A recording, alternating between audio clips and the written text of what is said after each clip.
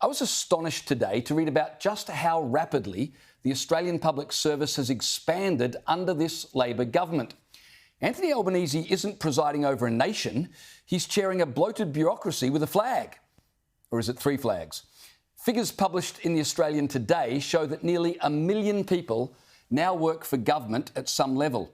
But the public service numbers, well, they're the most shocking. Back in 2019, the public service employed just over 144,000 people. That was a 14-year low. But this financial year, the public service will balloon to 213,000 people. That's close to a 40% increase in just 6 years. It's not a workforce, it's an infestation. If termites wore lanyards and carried clipboards, they'd look like the Australian public service. While the private sector wheezes under a mountain of red tape, the public sector, that grows like mould in a shower, quietly, rapidly and with no sign of ever being scrubbed clean. Peter Dutton promised he would. Where's he these days? So what are all these public servants doing? Well, a lot of them work in what's called human services. That's public servants managing other public servants. They've increased by 48% in the past 6 years. More than 16,000 public servants have been recruited since 2019 to help with compliance and regulation. That's public servants slowing down the private sector from doing anything useful. They've increased by 17%. And the number of people working in strategic policy has grown by 154%, which leads one to think that public servants working in strategic policy keep coming up with the idea to have more people working in strategic policy. I mean, how else do you interpret those figures?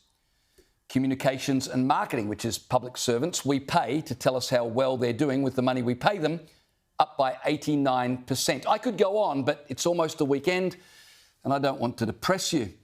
It's hard not to think the public service has become a self-licking ice cream, self-justifying, self-replicating and completely detached from anything resembling value.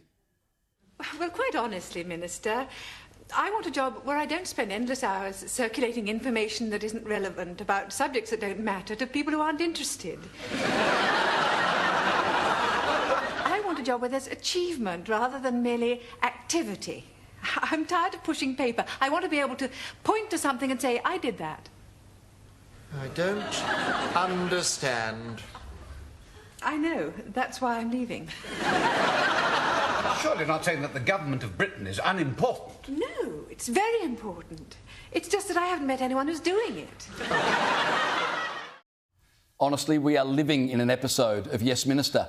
The public service doesn't build bridges, they don't manufacture goods, they do produce glossy reports that nobody reads, except maybe other bureaucrats who will immediately commission a review into those reports. But of course, the review will likely require the hiring of more public servants. You see how this works? If this continues, Australia will follow the well-worn path of every collapsing state. Bloated government, dead industry, and young families desperately Googling how to immigrate to Poland. God help this nation, because the Australian public service certainly won't. Have you ever been able to get a government department staffer on the phone? Exactly. Under this Labor government, services seem to have decreased, but it's not all bad news, is it? Of course it's not. According to the last Australian Public Service census, diversity within our bureaucracy is at an all-time high.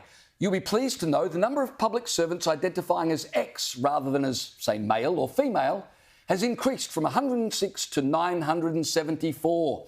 How that makes a scrap of difference to productivity, I have no idea, but the APS spent your money finding out that information, so it must be important to someone somewhere.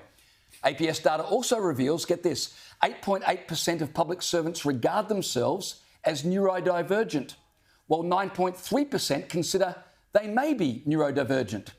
Significantly, and this is interesting, 9.5% of public servants who responded to the APS census said they were unsure what neurodivergent meant.